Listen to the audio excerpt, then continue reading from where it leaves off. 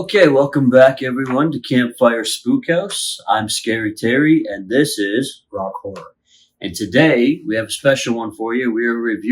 This is episode 12, we're reviewing Piranha from director Joe Dante.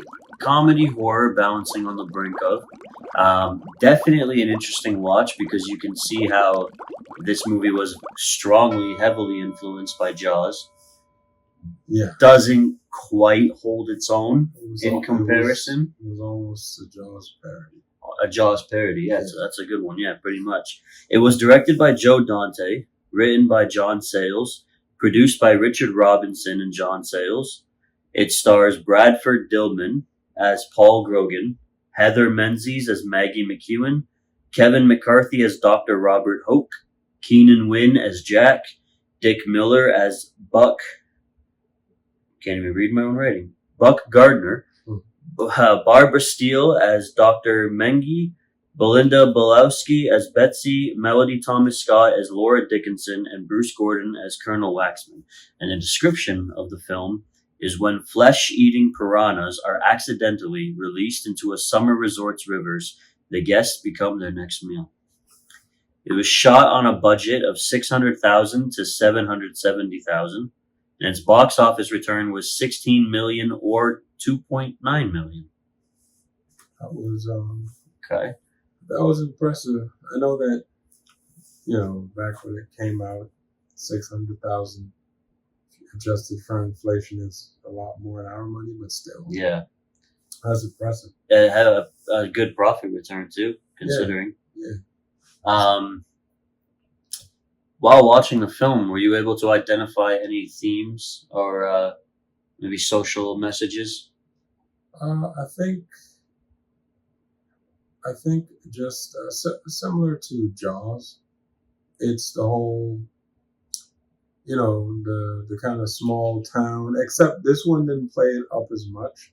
No, not like Jaws. No, like the whole reason why he kept letting the people swim is because the town needs the money.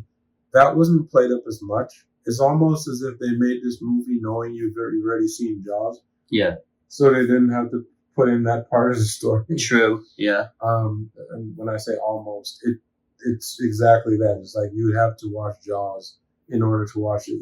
It's like like a Marvel Cinematic Universe. Mm-hmm. Piranha is just like a spin-off of Jaws, basically. Yeah, pretty much. Yeah.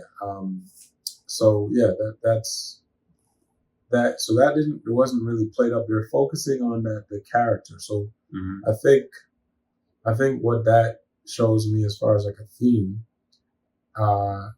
is themes of like, the kind of lone, the guy who lives like in the forest by himself, who's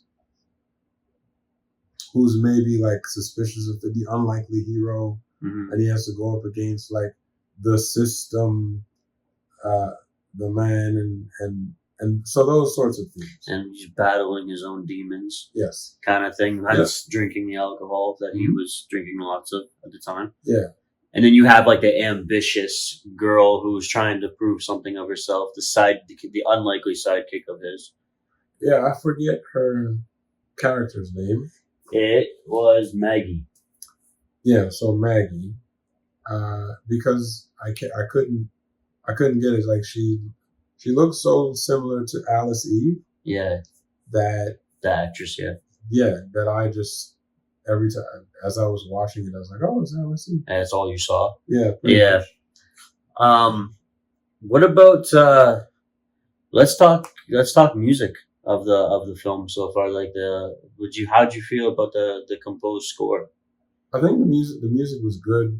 It didn't stand out like Jaws though. No. Nothing like that really grabs you. No. I think similar to some of the movies that we've seen so far, where the music it's played its part, but this specifically, like I said, that's why it feels almost like a parody of a better movie, Jaws. Mm-hmm. Is like everything is just a little bit less better. Yeah. I can't remember, Jaws wasn't really making a noise, but there was a noise, Yeah.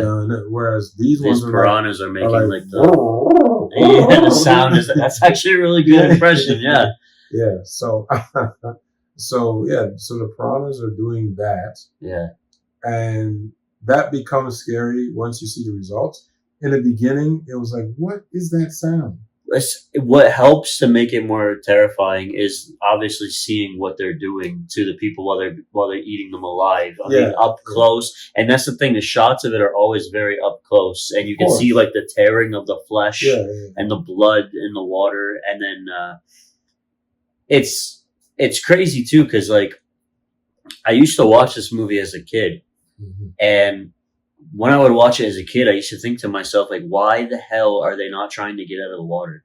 Why are they just like continually sitting there or swimming, like just in the same spot, screaming? Yeah. Now that I've watched it again, I've realized that they're being attacked while in the water, and you need your mobility to be able to swim, to actually move. And how are you able to move your arms and sway them, or your legs if they're constantly being bitten and chewed open? And typically, like when people are being attacked, they're not calm and collected. Like think about what to do. Let me just jump out the water.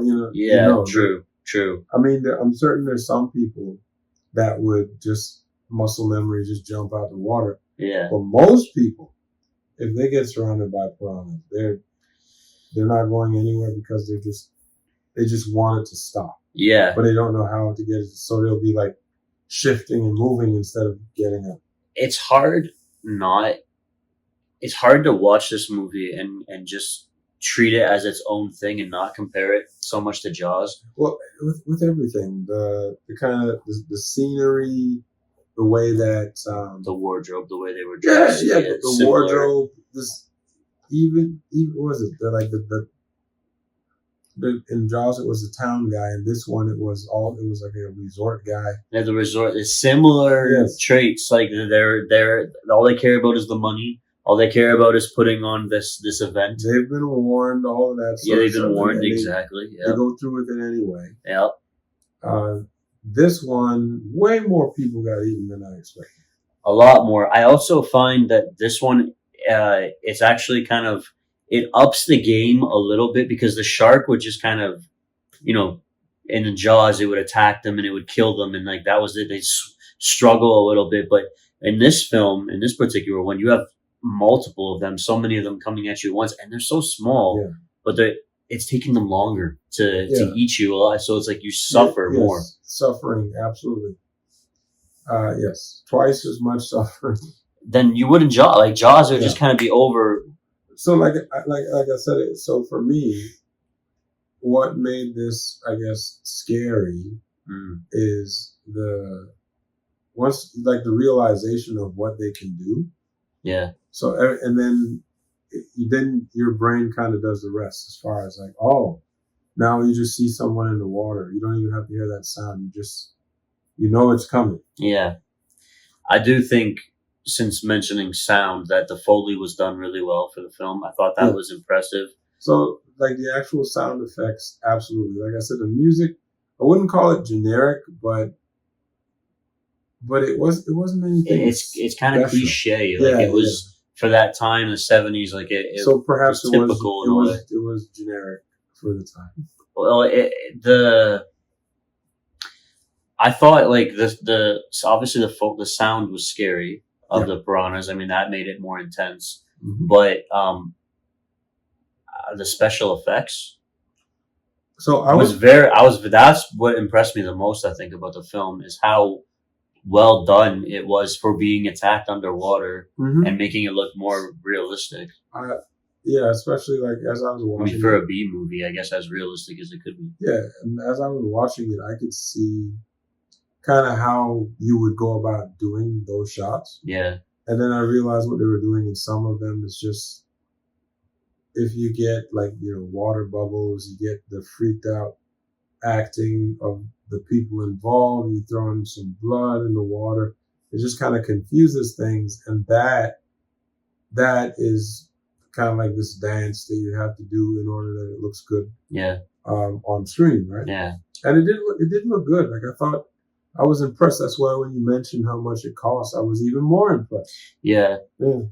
I think that the movie was a little more shocking than Jaws, because for the one instance or example that really sits out with me is that like in Jaws, there was like the boy that got killed in the water, and it didn't really show a whole lot of it. In this particular film, at the end, they take a whole scene revolving around kids swimming in the water, getting attacked. So many kids getting viciously attacked. Yeah. And I feel like that would have been, albeit slightly controversial, in 1978 when this movie was released, and probably stirred up a buzz a little bit. But that's not something that you would typically see in a film at that time. However, that's the perfect way to kind of push the envelope on this. And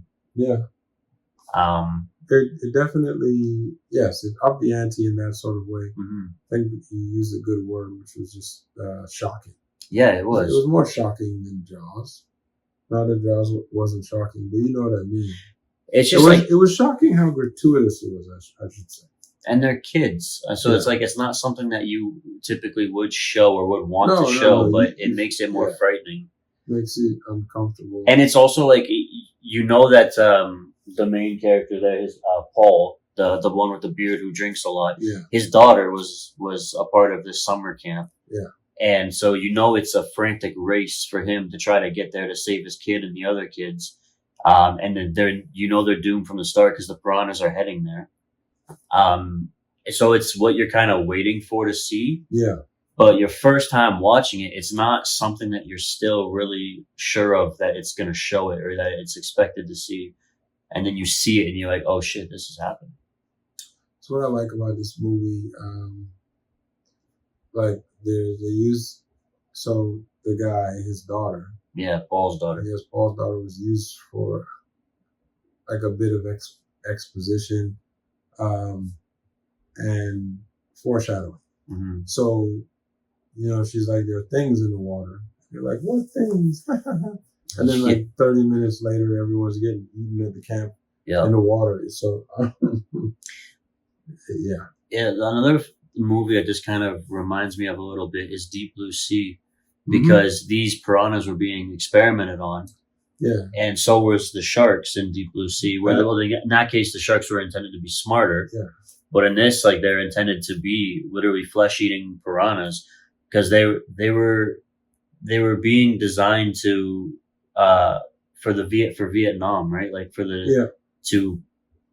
think it was to kill every living creature, fish or whatever that was in the waters, to pollute. So yeah, I thought that was an interesting approach to the story. But all I could think of, most of the time I'm thinking about Jaws. Yeah. But just with the experiments being done, it made me think of Deep Blue Sea. And then Joe Dante directed this, who I said earlier made Gremlins 1 and 2, and he made Small Soldiers. So those, whatever, experimented on creatures that were in special effects that were roaming around. That scene kind of just confused me and really took it out for me at first when I'm watching it. I'm like, this is I thought we were watching a film about killer fish. Like, what the hell are these guys doing? I think that for me, like I think okay, it's there for exposition, right? Yeah. So we go with the characters into this place, and because we're looking for the girl and the guy. Because she finds anyone, apparently. And then so she ends up there. And then you realize, oh, their stuff is here, so they definitely were here, but maybe they drowned and whatever else. Yeah. So just the fact of them being there, I know that was necessary to be a part of the story. But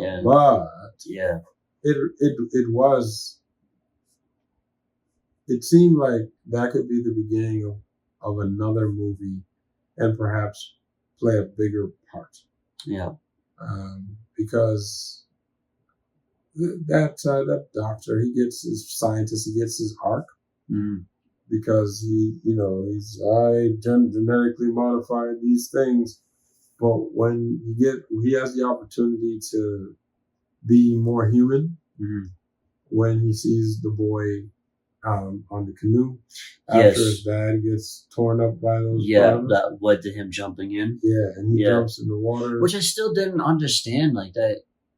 even as a kid, I'm like, why wouldn't you just wait? They were heading there. Why wouldn't you just wait for them to move the raft over? Yeah. And then just grab the boy and bring him on board? Why did you have to sacrifice yourself like that? But I mean, he was emotionally distraught over what he had done and what he had been paid to do with these fish and breeding them and so forth. So like, I guess like, I don't know. I want to say I get it, but I don't really get it because like it's one of the, like we talked about this. Like there's things that we would just never do, and this is one of those things that we would never do, and I would never. You know what's in there, and then you throw yourself in there. You know what's gonna happen to you. Yeah. It's like right when the kid reached for his hand, as soon as he got right up, that's when he started getting torn to shit. Yeah. So, so I think music was kind of meh. The Foley was good. Mm-hmm. The special effects were great. I thought that was really done well. Yeah. Let's talk performances now. Yeah. Any that stood out to you the most? So this is interesting. So of course I like the main characters, both of them. They all have their moments. Yes. Brother Bradford Dillman and Heather Menzies, they were great. The person that I thought did a great job, regardless, was that one. I don't know whether she's British or she's something. The savage one, the ruthless. The other scientist lady. Yeah, the scientist lady. Her performance stands out to me because I think it was the most consistent. Mm-hmm. And when I say consistent, I don't just mean for the story. I mean her acting overall was the most consistent. Yeah. Whereas other people had highs and lows. Yeah. She was pretty solid. You know, she goes all the way to the end to lie and say, "Oh no, they won't survive salt water," and she knows better, and she's kind of in her own world when she sees the what's that, the general, the general guy, when he gets in the water, and he just starts getting attacked. She seems kind of sad, but by another few frames or another part of the movie, like towards the end, that it's not that far away. All of a sudden, she's just back to, Yep. Well, let's do the science thing. Yep, pretty much. Like she's sticking to her mission. Well, and she said that. She said, basically, she said she's willing to sacrifice whatever lives for the greater good. Yep. Crazy. I don't think, I think as far as the cast is concerned, I think everybody did, a decent enough job, given the material that they're working with. And that's why I gave her what I gave her, because she could win an award. If we were only giving out one award, I would give it to her. I would give it to that actress because, like I said, she played a role. She was consistent. Her arc is to not have an arc. It's more like, even the way she did it, it was like, see you next movie. Yeah, pretty much. Dick Miller is the actor who played the resort guy, the one that was running it. Mm-hmm. And we see him in, he was in Gremlins, he was in Small Soldiers, so he's in Joe Dante films. And he was in The Terminator, which, oddly enough, James Cameron will go on to direct Piranha 2, The Spawning, which is a really bad movie. Flying piranhas, for that matter. Well, there was that one that jumped and did that counselor's face. Which might have actually been the best scene in the movie. I think, there's a few times where I just burst out laughing. That was one of them. Yeah, because at times it seemed like, is this it? Like, what? Like, this is hilarious. Like, I laughed out loud a couple times. I liked when Paul, the main guy, him being a drinker and all, the way he groans when he's in a situation that's just like, shit, this is happening. Yeah. Where he's just like, it was awesome. Yeah. Conclusions, though, overall, this being your first time watching Piranha. Yeah. And I'm sure you must have heard about the movie before, but how did you feel about it? Once again, I think I feel like it is a decent remake / knockoff of Jaws. And I think you can see it, but there are a lot of the elements in Jaws that you like that are also in this movie. Yeah. And then there's other ones that aren't. So it just comes down to where you're at, what you're comfortable with. Overall, I do like the movie. Yeah. I like the movie for standing out as a B type movie. It's not as big of a production as Jaws was, Mm-hmm. and so it's not going to really stand out to be a masterpiece or a classic.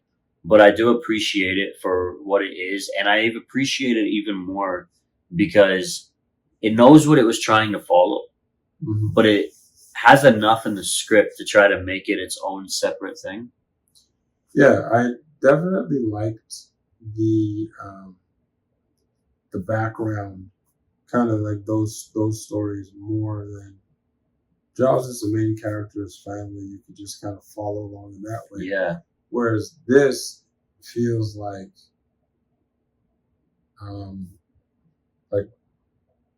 it just, this feels more like it's like, you know, those kind of like airplane movies, like a parody. It definitely. It feels like it's a what do you say when you get like a compliment? You do something Like homage, yeah, homage.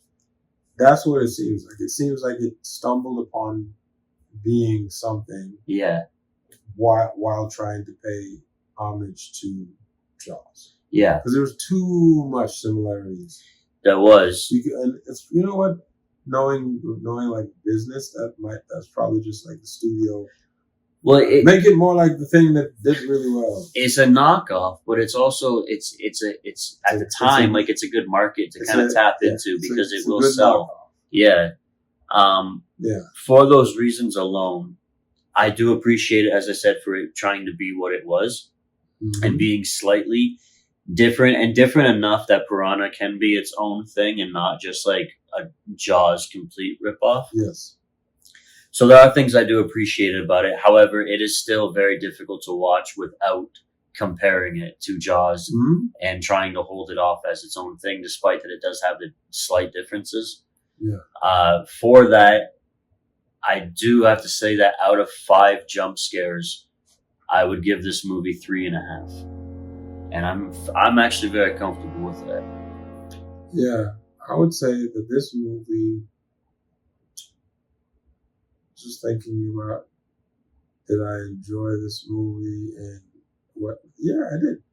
I like this movie better than other movies that we've seen so far, and I kind of could get an idea of where it's at based on what's in it. And like I said, the performances didn't really stand out except for that one lady, at least not to me. But there was a lot of good to it, as we discussed. So. Out of 5, I'm going to go 3.25. Okay, all right. Because I do like it, but the whole homage thing, makes it hard for me to go higher than that because.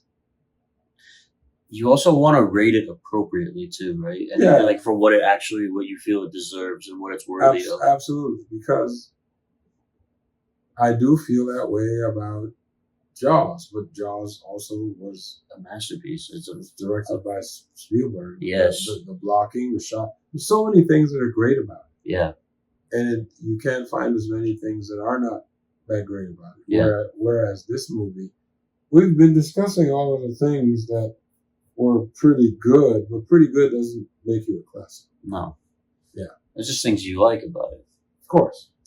So you said about 3.5? Yeah, so for me, 3.5 jump scares out of 5, and you're saying 3.25? 3.25, yeah. So 3.25 jump scares and 3.5 jump scares. If you guys have seen the 1978 version of Piranha, directed by Joe Dante, let us know in the comments below how you feel about the movie and what rating you would give it, what you think it deserves. And also, if you guys have any suggestions of films that you'd like to see us review, let us know, and we will make a video for you and give you a shout out. Don't forget to check us out next week for episode 13. I figured because the number 13, we're going to be reviewing Friday the 13th. That's going to be a good one. So make sure you guys are there for that. And also let us know how you feel about that film, as I'm sure a lot of horror films probably love Friday the 13th. stands out as a legend, a classic. Yeah. So yeah. I'm looking forward to that. I know you're looking forward to that. So we'll see you guys next week. This is Campfire Spookhouse, where we scare ourselves awake. Scary Terry and Rock Horror. Until then, guys, have a good one.